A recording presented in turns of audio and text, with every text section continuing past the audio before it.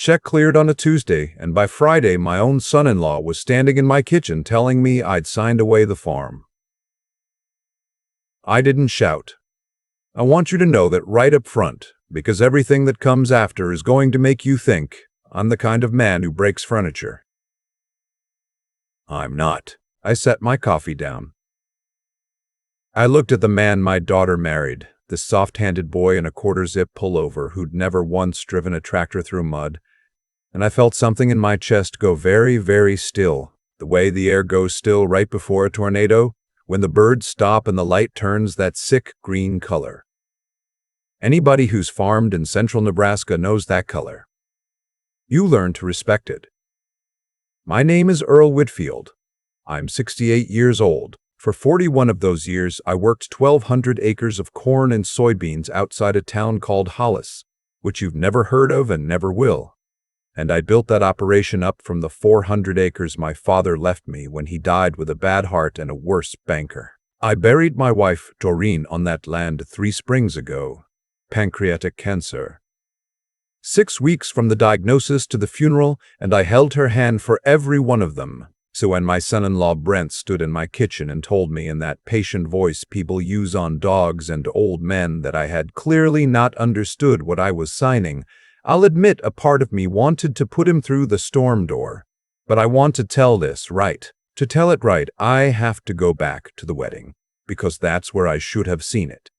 A man's whole future is usually written in plain sight, and we just refuse to read it. The wedding was 18 months ago, out at a vineyard near Lincoln that cost more per hour than my first combine cost outright. My daughter Shelby is my only child. After Doreen passed, that girl became my entire world. The one warm light left in a house that had gone cold and too quiet. So when she got engaged to Brent Castellano, a regional manager for some logistics company, I didn't ask questions I should have asked. I wrote checks. The venue, the catering, the band, her dress, which cost more than I'd ever spent on a vehicle that didn't have an engine. I paid for all of it, $60-some thousand, and I did it gladly, because I told myself Doreen would have wanted her little girl to have the day she never got herself. We married at the county courthouse in 1979 with $11 and a borrowed suit. I remember standing by the bar at that reception, holding a glass of wine I couldn't taste, watching Shelby dance and feeling, for the first time since the funeral, something like peace. I thought, all right, the hard part's over. She landed somewhere safe. Brent's mother found me by the bar, Patrice, a thin woman with a hard mouth and rings on every finger. She had a way of looking at you like she was reading a price tag. She told me, apropos of nothing, that she and her husband Gerald had always assumed they'd summer at the farmhouse once the kids were settled. And wasn't it just a tragedy that a place that size was being wasted on one person?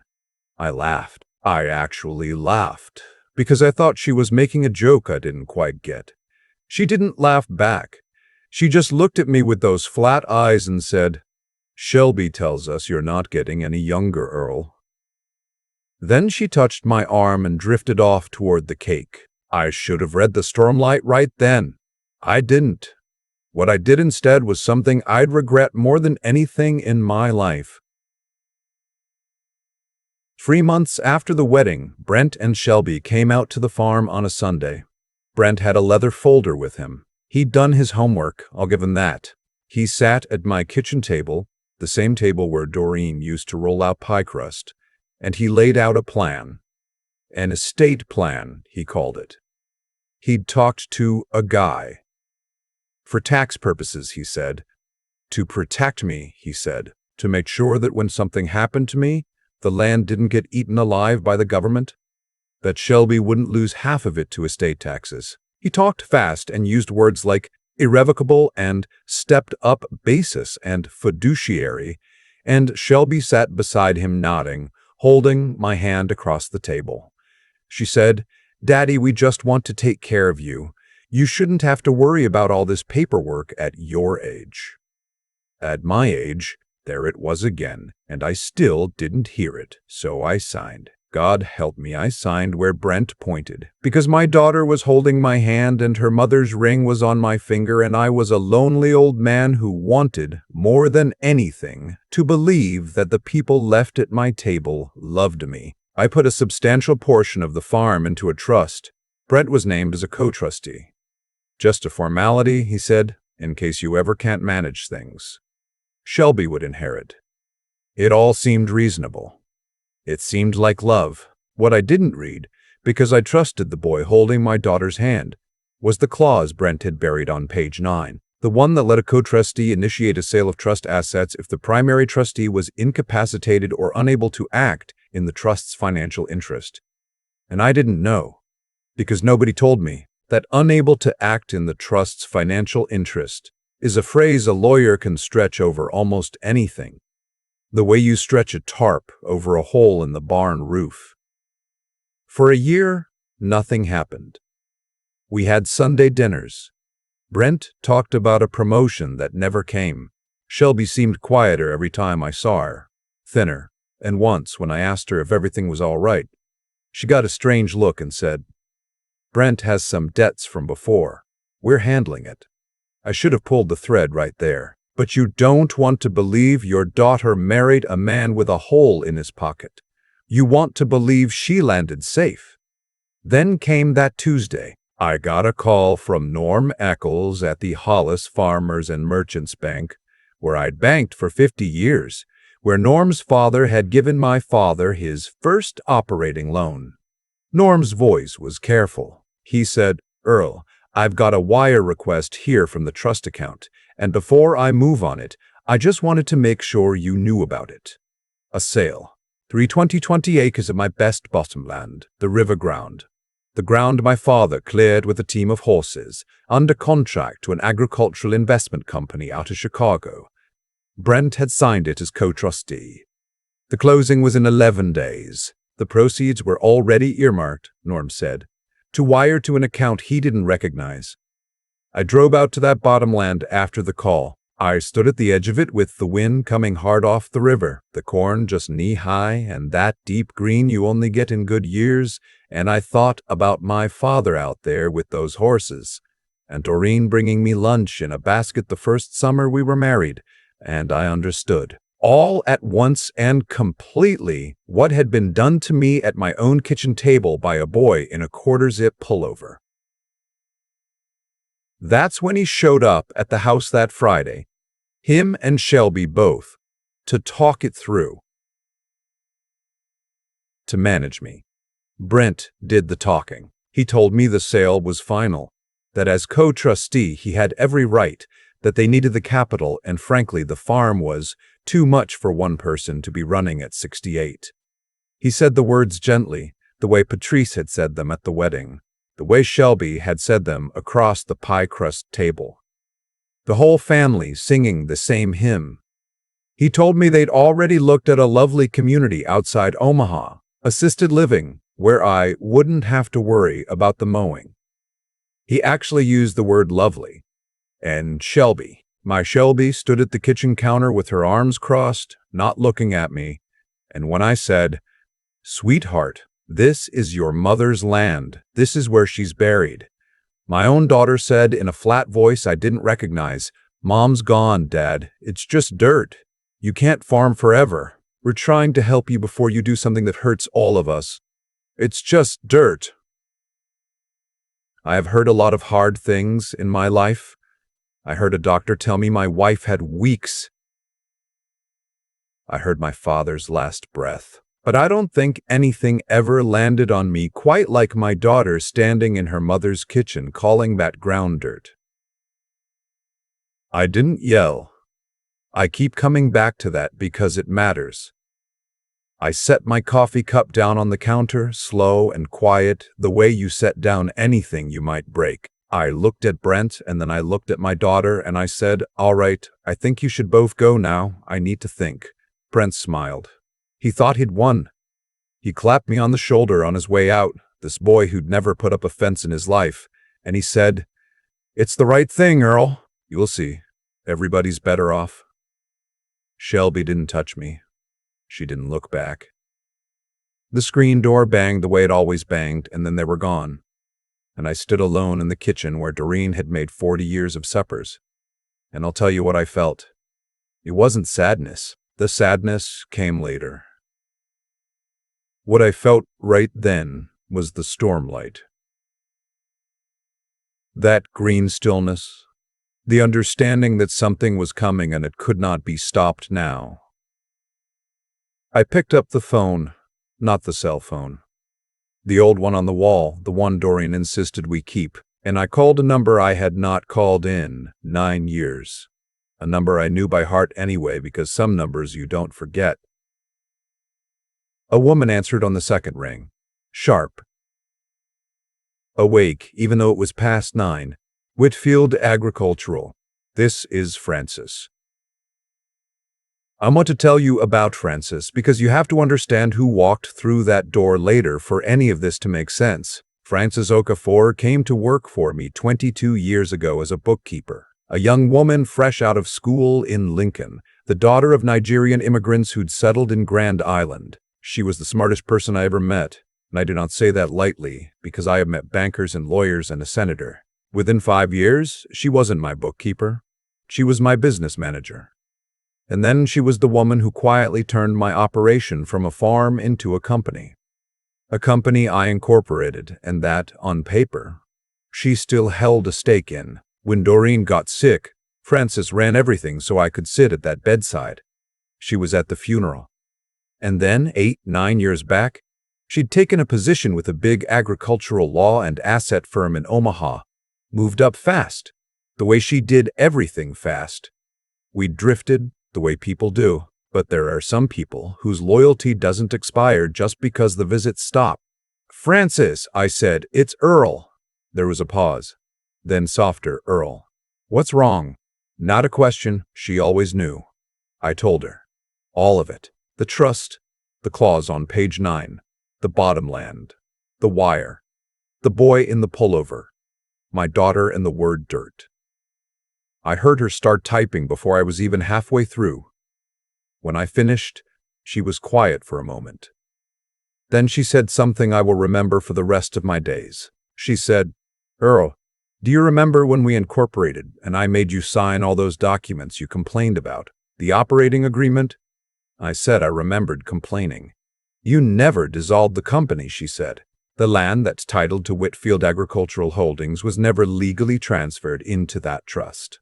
Brent put farm acreage into the trust. But the bottomland, the river ground, the 320 acres, that parcel is titled to the corporation. Not to you personally, not to the trust. He sold something that was never his to sell. I sat down. My legs just went. And the corporation, she said, and I could hear something cold and bright coming into her voice, the sound of a woman reaching for a tool she's been waiting 20 years to use. The corporation has a majority shareholder, Earl, and it isn't Brent. It isn't even you anymore, not entirely. You gave me equity. You signed it. 22 years ago. She paused. I need you to not talk to them. Not a word. Don't sign anything, don't agree to anything, don't even pick up the phone. Can you do that? I said I could. I'll be there tomorrow, she said. I'm bringing people. Earl. Her voice caught just slightly, the only time it did. I'm so sorry it took this. I should have called you years ago. The line went dead and I sat in the dark kitchen for a long time. I want to be honest with you. I did not feel triumphant. I felt hollowed out, the way you feel after the storm passes and you walk outside to see what's left standing. Because no matter what Frances did tomorrow, no matter what tools she brought, the truth was already plain. My daughter had stood in her mother's kitchen and helped a man try to sell my life out from under me. And she had called the ground where her mother slept dirt. There is no contract on earth that fixes that. But I had 11 days before that closing, and I intended to use them. What I did over the next 9 days, I'm not going to pretend was purely about the land.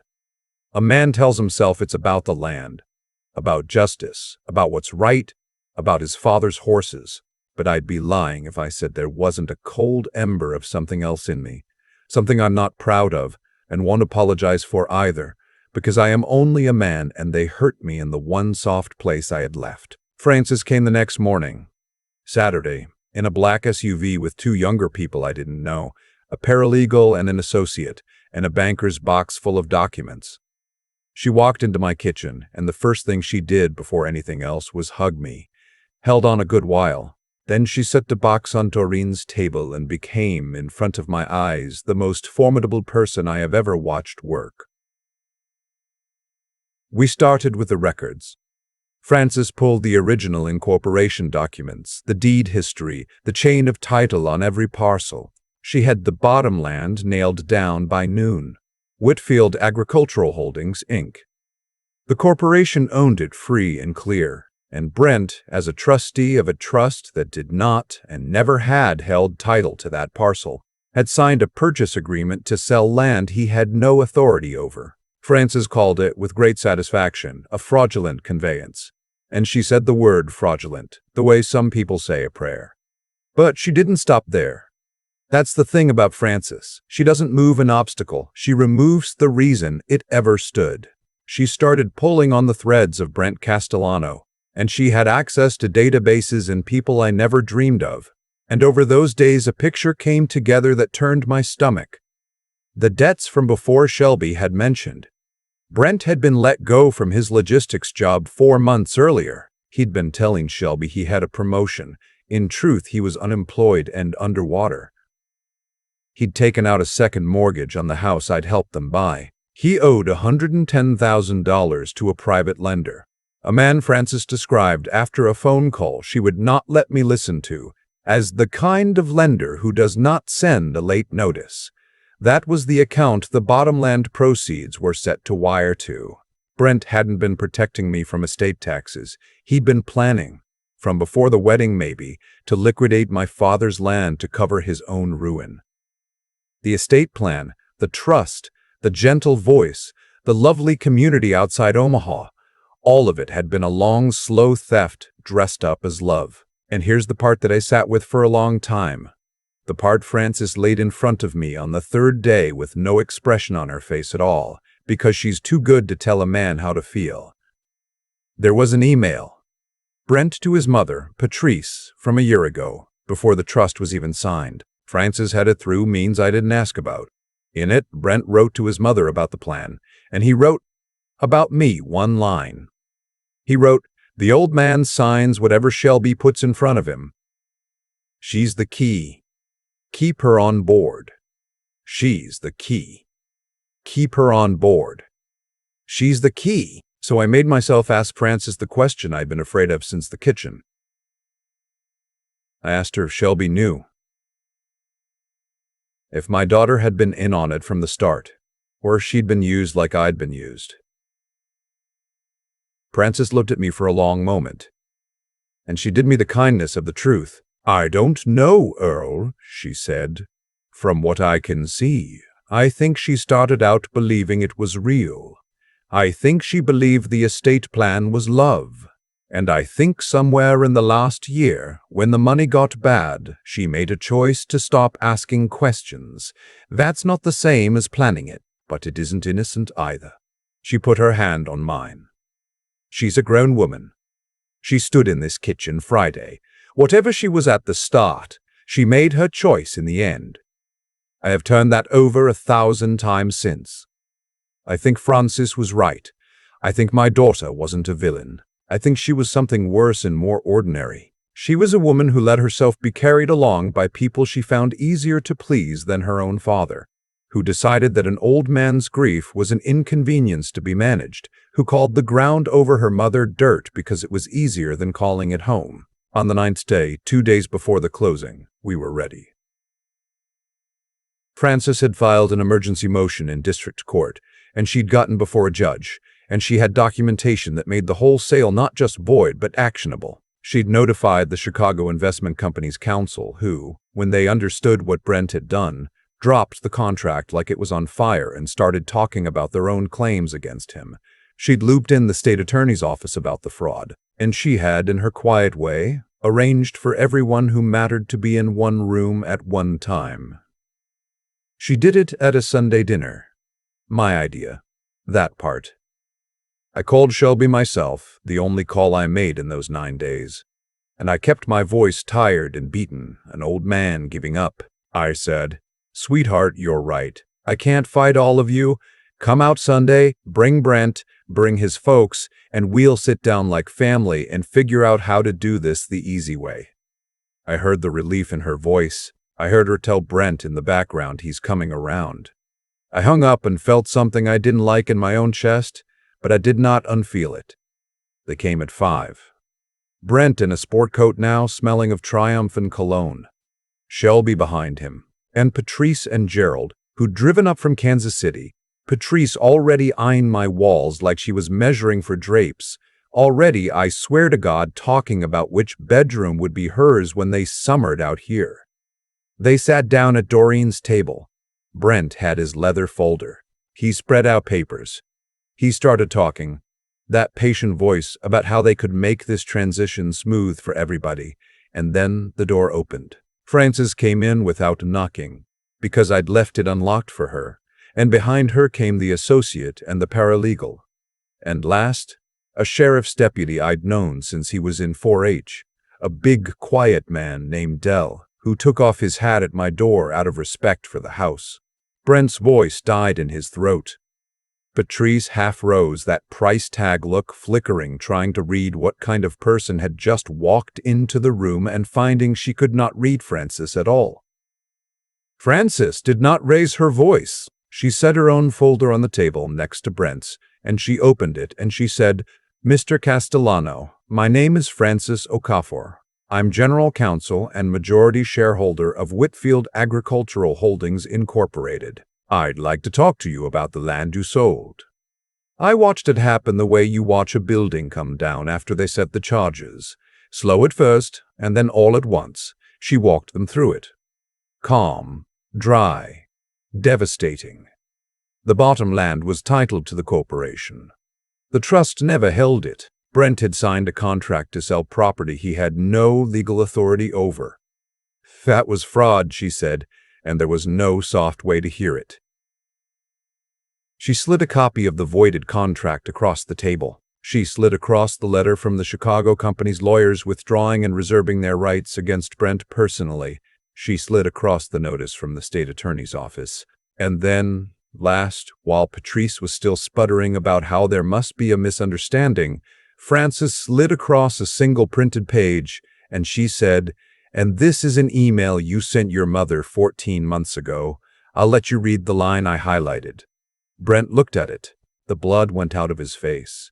He didn't read it aloud. He didn't have to. Patrice snatched it up, and I watched her eyes go down the page, and I watched her read the words about her own son, the words she'd written back to, and I watched the partnership of that whole family crack right down the middle. Because the next thing Patrice said, in a voice gone shrill, was not to me and not to Frances. It was to her son. "You told us he wouldn't check. You told us this was handled." That was the moment it all came apart.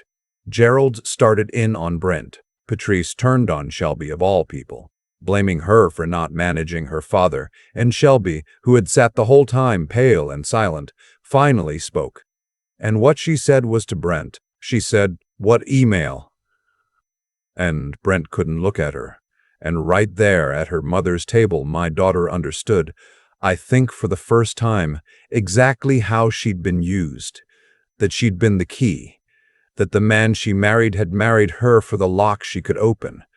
I should have felt triumphant. I keep telling you that, and I keep meaning it, and it keeps being true that I didn't. I felt like I was watching strangers tear at each other in my wife's kitchen. Deputy Dell stepped forward and quietly told Brent that the stay would be in touch and that it would be best if he and his parents left the property now. Frances added without heat that they would be hearing from her regarding restitution and that the second mortgage on the house was, she'd discovered, also going to be a problem for them. But that was a matter for another day.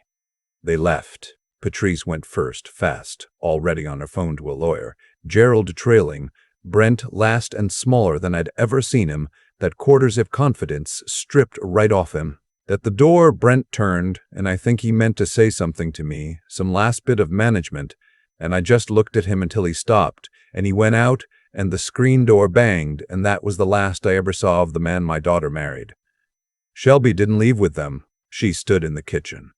Everybody gone but her and me and Frances. And Frances, bless her, picked up her box and said she'd wait in the car and squeezed my arm on the way out. My daughter and I stood in her mother's kitchen. She was crying. Not the pretty crying, the other kind, the kind that comes up out of some place a person can't control. And she said, "Daddy, Daddy, I didn't know about the email. I swear to God I didn't know. And here is where you might want me to tell you that I opened my arms. That blood is blood, and I forgave my little girl, and we wept together over Doreen's table, and the family was mended." People always want that ending. I wanted it too. Standing there, I felt the whole weight of every Sunday dinner, every scraped knee, every time I'd carried her to bed asleep in my arms, every reason in the world to reach out and pull my child to me. But I thought about the word dirt. I thought about her arms crossed at that counter, not looking at me, while a man tried to sell her mother's grave. The email I believed her about. But that, the dirt, the lovely community outside Omaha, the year of letting herself be carried because I was harder to face than to manage, that wasn't Brent. That was her. So I didn't open my arms. I said, "I believe you about the email, sweetheart. I do."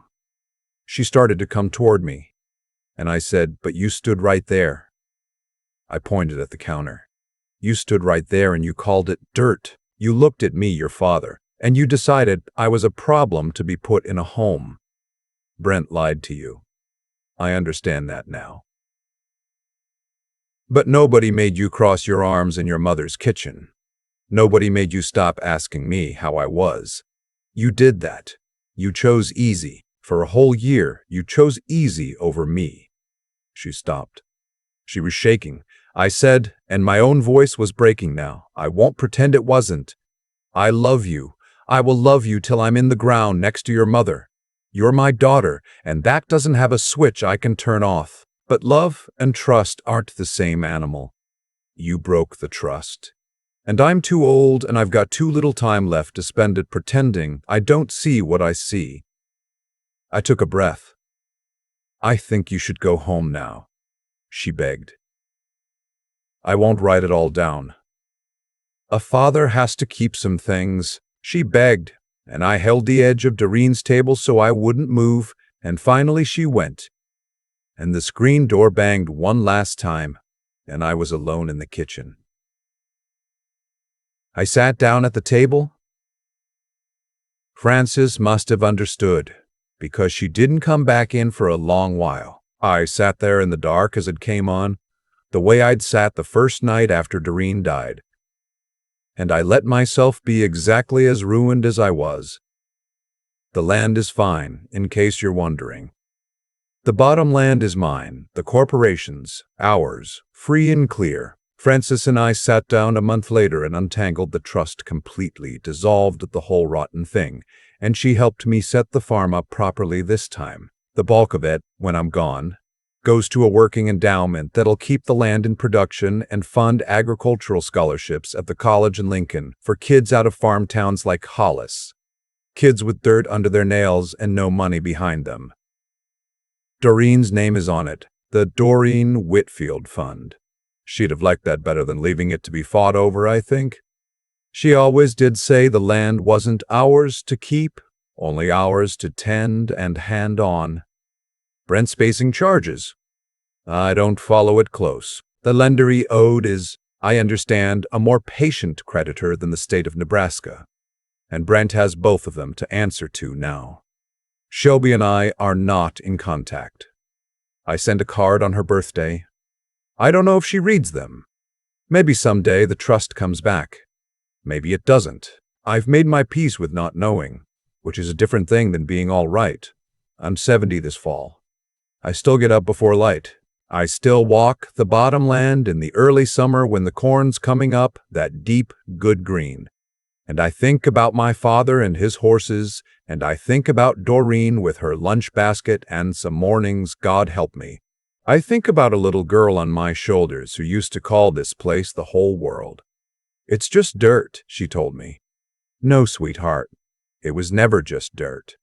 It was the only thing I had left that never once lied to me. And standing out there in the wind with the river running, an old man with his land and his grief and his strange hard peace, I finally understood what your mother meant.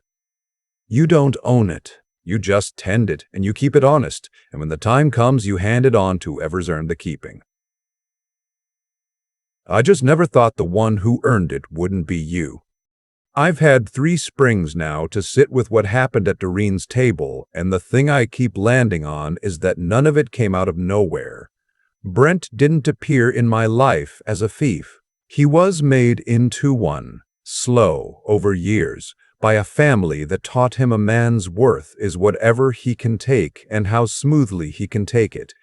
And I didn't get robbed by accident either. I got robbed because I let loneliness do my thinking for me, because I signed page 9 without reading it, because I decided that wanting to be loved was the same as being safe. Every part of that Friday in my kitchen was paid for in advance by a choice somebody made, including me. That's the hardest part of getting old and getting honest. You stop being able to pretend you are only ever the victim of the story. So if you take anything from an old farmer who learned this the expensive way, take this. Be a person whose word means something even when no one's checking. Because Brent's whole collapse came down to the fact that he was rotten where nobody was looking. And rot always surfaces. Patrice read that email and watched her own son the same instant I did. And the lie ate the liars before it ever touched me. A man who's honest in the dark has nothing waiting to ambush him in the light. And use your head. I mean, really use it. I almost lost my father's bottomland because I let a boy in a nice pullover use words I didn't understand to move things I couldn't see. Frances saved me not because she's kind, though she is, but because 22 years ago she made me sign documents I complained about. Because she read what other people skimmed. Knowing things is not arrogance. Knowing things is armor. The day you decide you're too old or too tired or too trusting to understand your own affairs is the day you hand the keys to whoever's patient enough to wait for it. But knowing isn't enough by itself, and neither is being good. There's a third thing, and it's the one nobody can give you. When my daughter called that ground dirt, every soft part of me wanted to fold, to sign, to take the lovely room outside Omaha just to stop the hurting. What kept me standing was the same stubborn thing that got me up before light for 41 years when the corn was failing and the bank was calling. You have to be able to bear the hard thing long enough to do the right thing, especially when the hard thing is grief and the person breaking your heart is your own child. Honest where it's dark, sharp where it counts, and able to stand when standing costs you everything you love. I didn't get all 3 right in time to keep my daughter, but I got them right in time to keep my land, my name, and the strange, hard peace I walk that bottomland with now. Tend what's yours. Hand it on to whoever earns the keeping. And read page 9.